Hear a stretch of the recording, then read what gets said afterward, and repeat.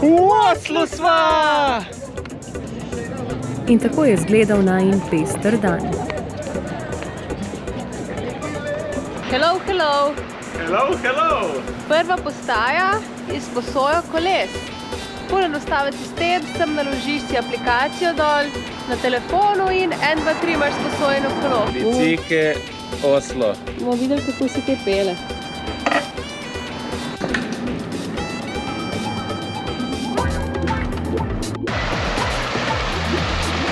Kaj črti za nami?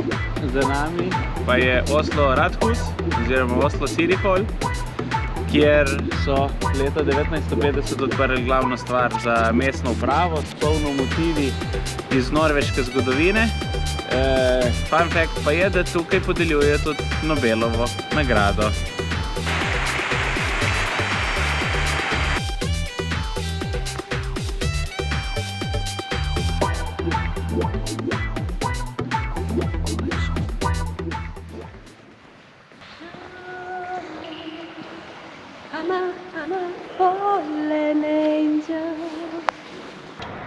To tukaj je njihova univerza.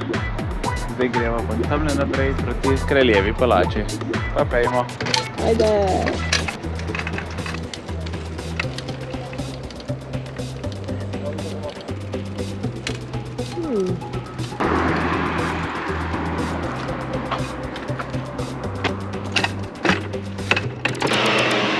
The bike has been returned. Smo vrnili kolo, da bomo pa spet drugega vzeli.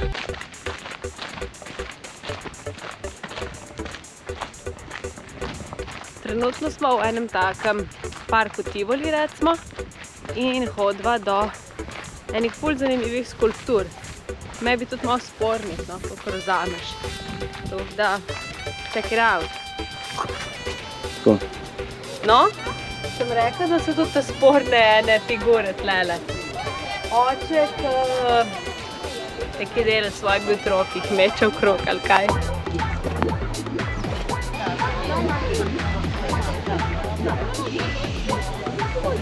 Tale park v resnici ni park Tivoli, ampak Vigeland park in je eden najbolj priljubljenih znamenitosti tu na Norveškem. Vseh 212 granitnih in bronastih kipov je delo priljubljenega norveškega kiparja Vigelanda.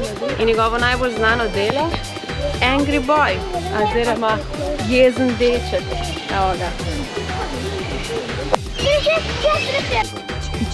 Čiki. Kar hej. Pa je ta rk. Ne, ti je rek, fakt, narobe. Emo k mojemu.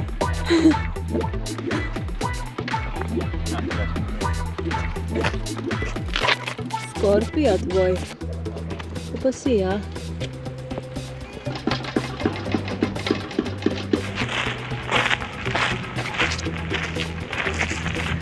Ena bolj znanih Vigelandovih skulptur je pa tudi The Wheel of Life oziroma Kolo življenja.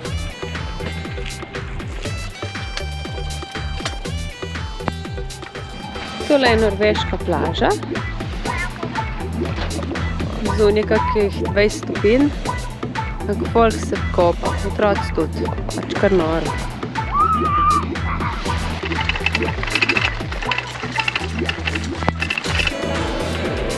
Kakšne ključ ladje.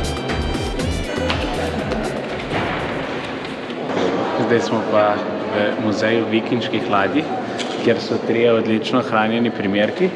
Vikingi so bili odlični graditelji ladij in taka ladja je lahko ali jadrala ali so pa veslali in je šla do hitrosti 10 vozlov, tako da orenk. Ogromno.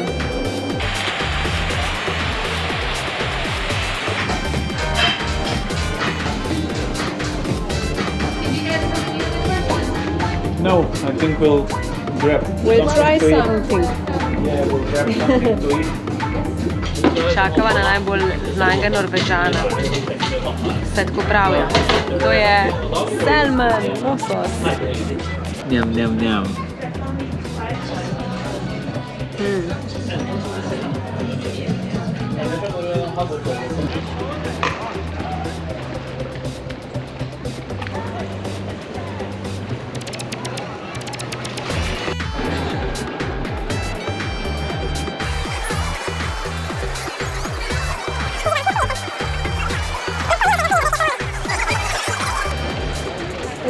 Nacionalni muzej pa si pa želela iti, ker je noter med drugim tudi Scream! Ampak je še zaprt, ker še delajo, da stare stvari prestavljajo noter. Tako da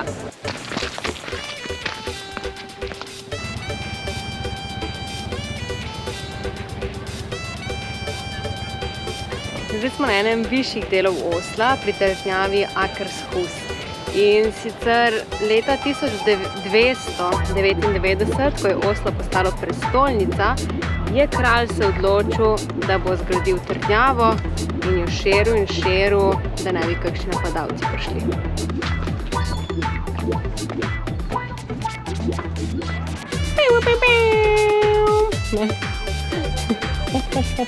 Dej.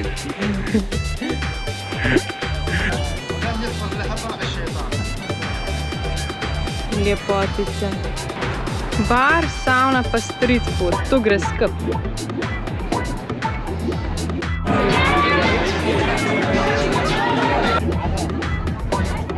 Največji uspeh je pa potujoča savna.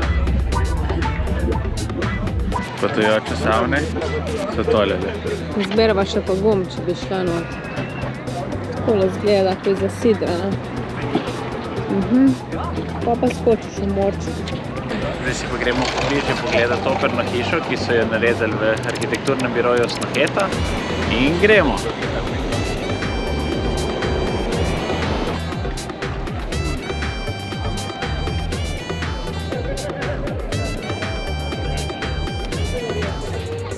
Takole se pa noter vidi. Skoraj sem se ubila zdajle na tej štengici. Če namreč ni dovoljeno za kolesarje in skirojaše, ampak vsem to počno.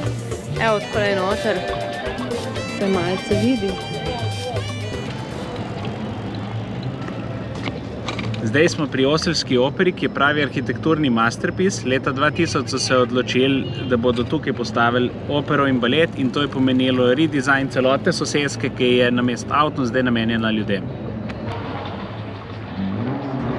Opero so zgradili leta 2008 in celotna investicija je stala 500 milijonov evrov. In kar je najbolj zanimivega, v bistvu celotna opera spominja na ledeno goro.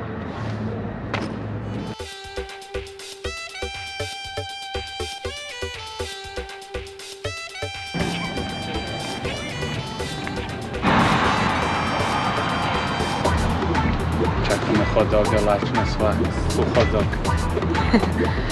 Tle smo zdaj pred edino, menda še stanico hot doga. In tu je najcenejši v bistvu islandski snack, nekje od 2,5 € do 4,5 € se giblje. In menda jih Norvežani toliko obožujejo, da jih vsak Norvežan na leto poje kar 100. To je to!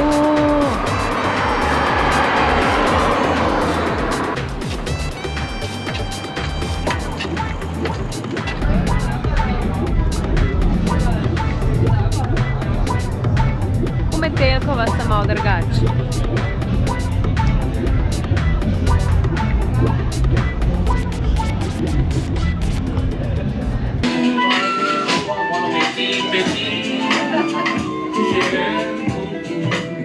Še ni prišla najdražja pijača. Prosim? Še ni prišla najdražja pijača. Ni še prišla najdražja pijača. Dejansko pa ni najdražja pijača, ker stane toliko vse druga, kot je najdražja.